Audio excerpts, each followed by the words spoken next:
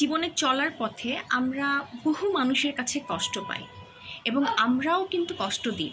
আমরা কষ্ট দিই কেন বললাম? কারণ আমরা কেউ পারফেক্ট না। আমরা পারফেক্ট হলে ফেরেশতা হয়ে যেতাম। এখন আমার আজকে এই কষ্টের ব্যাপারটা বলার মেইন রিজন হচ্ছে, যখন আমরা কষ্ট পাই, যার কাছ থেকে কষ্ট পাই, আমরা দেখা যায় কি তাকে অনেক সময় ক্ষমা করতে পারি না। তাকে যে আপনি ক্ষমা করতে পারছেন না, এটার জন্য কিন্তু তার কোনো ক্ষতি হচ্ছে না বা তার কোনো কষ্ট হচ্ছে না। মেইন কষ্টটা কিন্তু আপনি পাচ্ছেন। তো এই যে নেগেটিভ একটা থিঙ্কিং, যে তাকে আপনি ক্ষমা করতে পারছেন না, এটাকে আপনি পজিটিভলি কিভাবে নিতে পারেন? ঠিক আছে, ছোট একটা গল্প বলবো। গল্পটা অনেকের পরিচিত, হয়তো যখন আপনি গল্পটা দেখেছেন আপনার মাথায় জিনিসটা ঢোকেনি, কিন্তু অনেক সময় জিনিসটা পুশ করলে আমাদের মাথায় ঢোকে। সেটা হচ্ছে যে আমাদের যে বলিউডের একটা মুভি আছে কুইন, কঙ্গনা রানাওয়াতের। মুভিটার ব্যাপারে ছোট করে বলবো। মুভিটাতে কি হয়, যেটা হয়, মেয়েটার একটা ছেলের সাথে অ্যাফেয়ার থাকে এবং যখন তাদের বিয়ে ঠিক হয়ে যায়, ঠিক লাস্ট মোমেন্টে এসে ছেলেটা মেয়েটার সাথে বিয়েটা ভেঙে দেয়। এবং ওর ছেলেটার রিজন থাকে এটা যে মেয়েটা একেবারেই ফাস্ট একটা মেয়ে না, এখন আর ছেলেটার ওকে ভালো লাগছে না, এমন টাইপের একটা রিজন দেখায়, খুব লেম একটা রিজন দেখায় ছেলেটা বিয়েটা ভেঙে দেয়। তখন যেটা হয়, মেয়েটা প্রথম দিকে খুব ভেঙে পড়ে, কান্নাকাটি করে এবং সেখানে তারা যেটা করে যে ওরা বিয়ের পরে হানিমুনে প্যারিস ঘুরতে যাবে বলে এটা ঠিক করা থাকে এবং ওদের পাসপোর্ট, ভিসা, টিকিট সব কিছু ঠিক করা থাকে।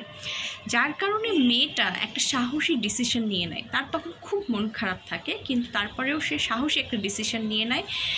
সে বলে যে আমি একাই প্যারিস ঘুরতে চলে যাব এবং সে সেখানে প্যারিস ঘুরতে চলে যায়। এবং চলে যাওয়ার পরে মেইন কাহিনীটা এখানেই ঘটে। সেখানে তার বিভিন্ন মানুষের সাথে পরিচয় হয় এবং মুভির শেষে সে এক নূতন আমিকে আবিষ্কার করে এবং যখন সে নিজেকে আপডেটেড একটা ভার্সন আবিষ্কার করে, এতদিনে লম্বা একটা সময়ে ছেলেটাও একটা রিয়েলাইজ করতে পারে। অথবা যেটা হয় যে যখন আমাদের একটা নর্মাল জিনিস, যে যখন সে দেখতে পারে যে মেয়েটা এখন চেঞ্জ হচ্ছে, সে আপডেটেড হয়েছে, সে খুশি আছে, হ্যাঁ, তখন ছেলেটা রিয়েলাইজ করে যে এখন মেবি ও মেয়েটাকে নিয়ে সংসার করতে পারবে।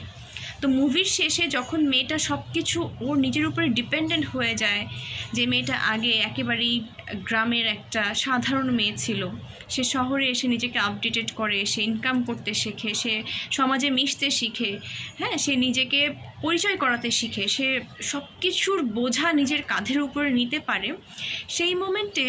এবং সে রিয়েলাইজ করতে পারে যে একজন আমার জীবন থেকে চলে গেছে তো কী হয়েছে, রাইট? আমার জীবনে আরও পৃথিবীতে মানুষের কমতি নেই। আমি ইচ্ছা করলে আরও অনেক ফ্রেন্ড বানাতে পারবো যারা আমাকে ডিজার্ভ করে না। আমি কেন তাদের সাথে জোর করে থাকবো, তার জন্য কান্নাকাটি করব?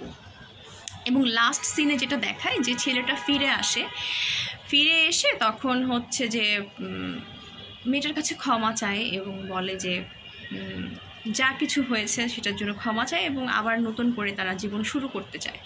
কিন্তু মেয়েটা যেটা করে যে ওকে ওদের বিয়ের আংটিটা ফিরিয়ে দেয় এবং ফিরিয়ে দিয়ে মেয়েটা টোটালি রাগ করে না, তাকে কোনো কথা শোনায় না। সে ওভারঅল আপনাকে এতক্ষণ যে কাহিনী বললাম, মেয়েটার যে ট্রান্সফরমেশন, মেয়েটা নিজেকে গড়ে তুলেছে, ডিপ্রেশন থেকে যে দাঁড় হয়েছে, এটার জন্য সে ছেলেটাকে হাগ করে এবং ছেলেটাকে সে থ্যাংক ইউ বলে। তো এটা আপনার জীবনের প্রত্যেকটা ক্ষেত্রে আপনি অ্যাপ্লাই করতে পারেন। জীবনে আপনি যার কাছ থেকেই কষ্ট পান না কেন, সেখান থেকে কিন্তু আপনি কিছু শিক্ষা পান, ঠিক আছে? এবং শিক্ষাগুলো আমি বলবো যে নিজেকে আরও হাম্বল করেন, হ্যাঁ, শিক্ষাটা নেগেটিভলি নিজেকে নেগেটিভভাবে নিয়েন না, নিজেকে বরং পজিটিভ কোনো দিকে কনভার্ট করেন। এটা আপনার জীবনের জন্য ভালো। এবং ওই যে একটা মানুষের কাছ থেকে কষ্ট পাওয়ার জন্য যে আপনার এই ট্রান্সফরমেশনটা হলো, আপনি নিজের উপরে ডিপেন্ডেন্ট হলেন, আপনি নিজে একটা কাজ করলেন, আপনার নিজের একটা স্কিল ডেভেলপ হলো, সেটার জন্য ওই মানুষটাকে ক্ষমা করে দেন এবং থ্যাংক ইউ বলেন।